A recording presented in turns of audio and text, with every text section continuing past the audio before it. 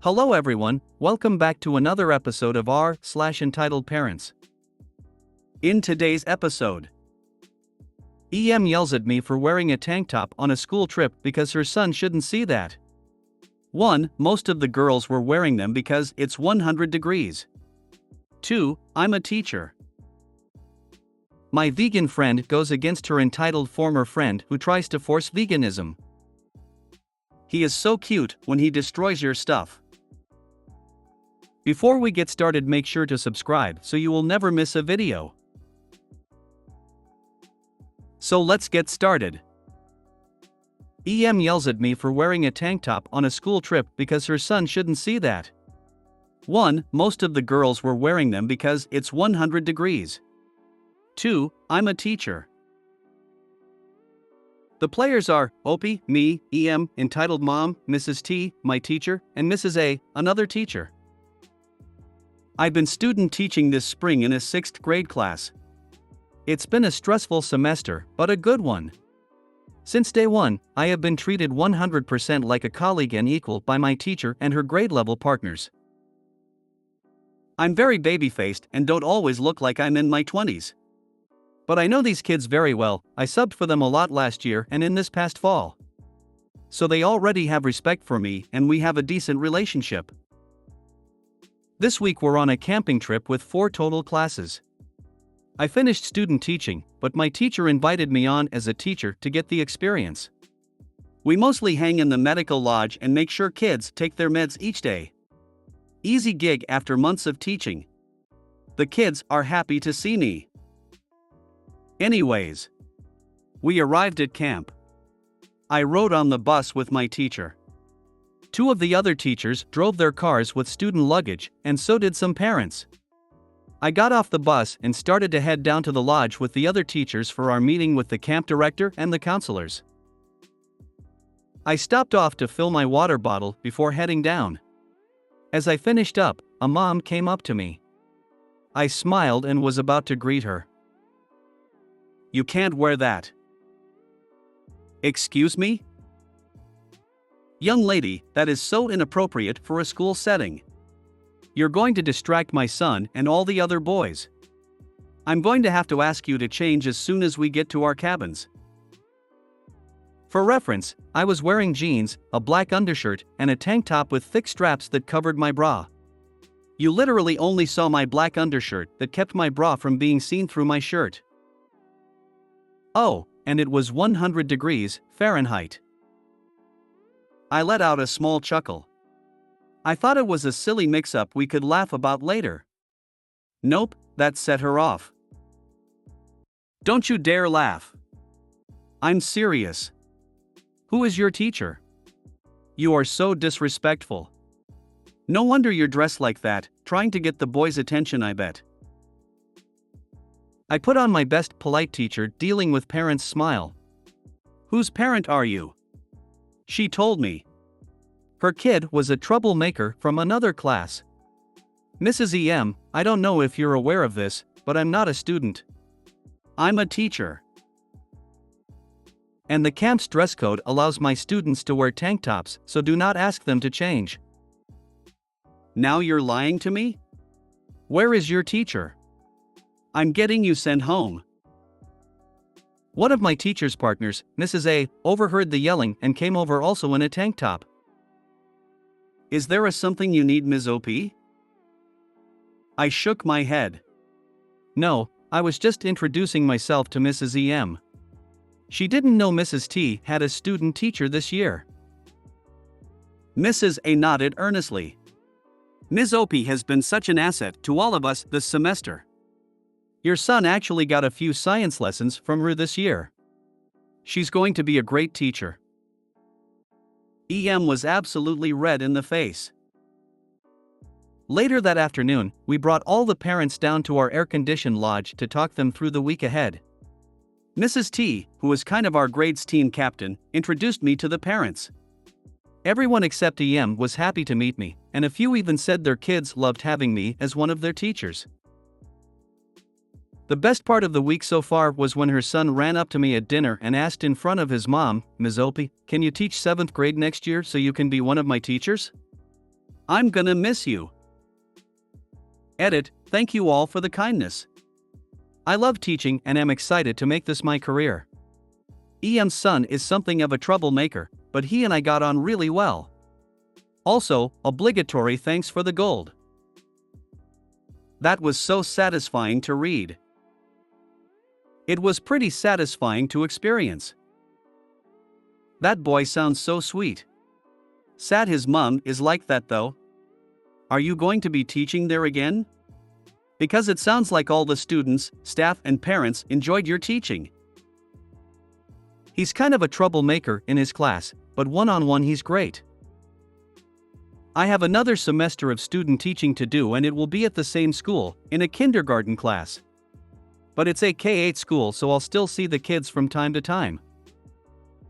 This woman is the reason why we can't show our shoulders at school.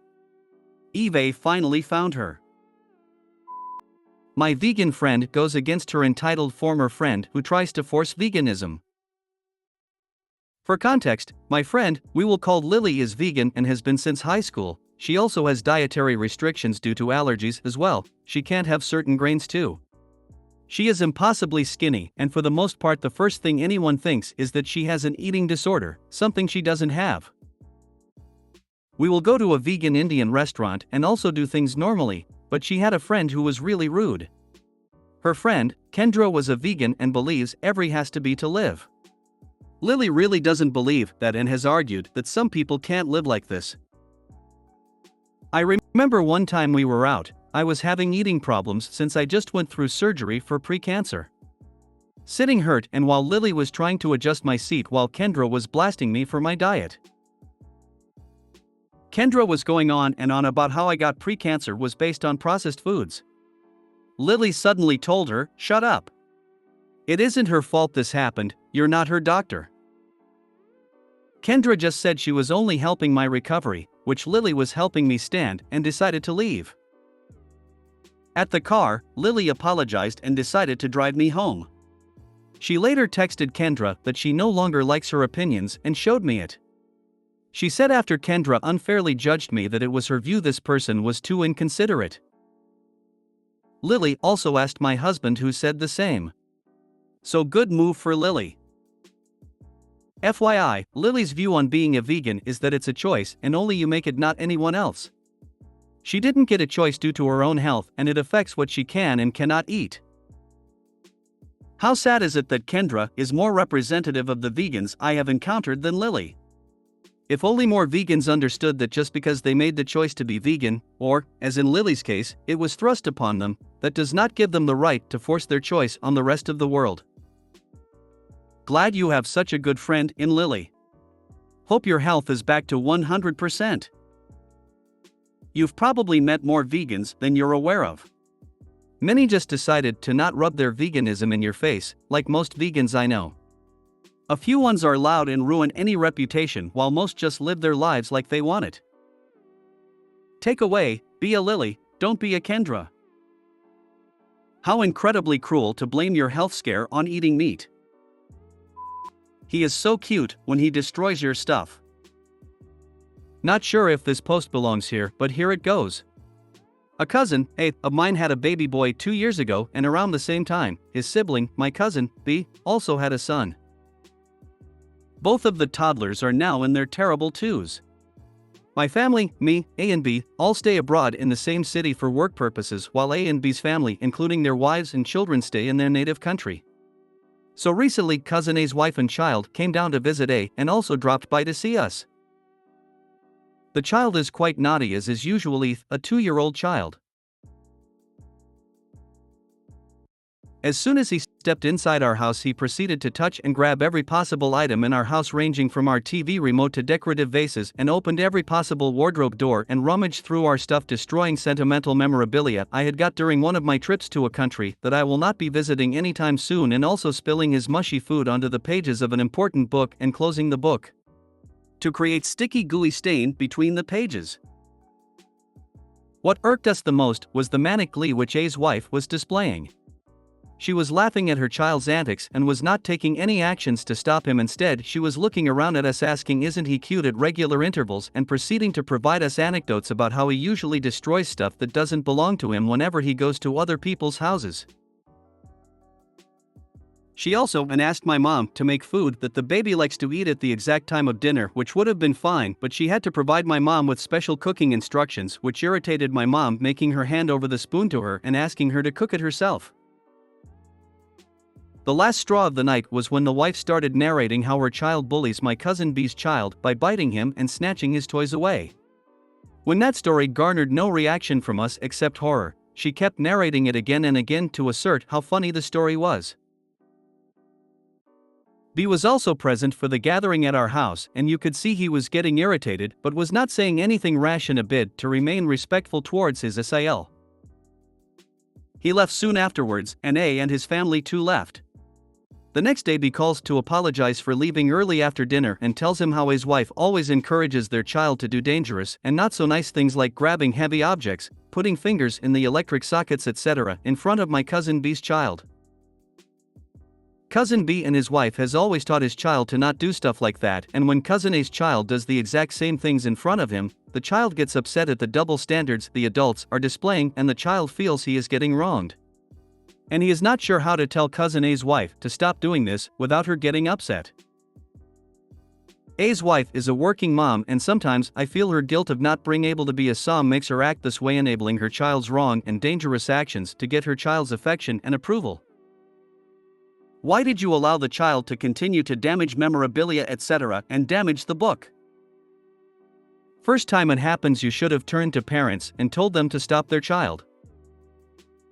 Second time you get up and pick up child, stop them and hand them to parents. Third time you get up and pick up child and hand to parents and ask them to leave. Personally, if the mother is laughing and encouraging child, I'd go straight to the please leave option at step 1. Exactly. Every time they said nothing, they continued to enable that shitty parents' behavior.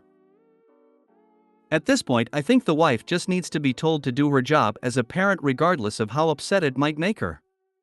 That child is going to get seriously hurt if they don't curtail this behavior now. Right now, he's possibly endangering himself.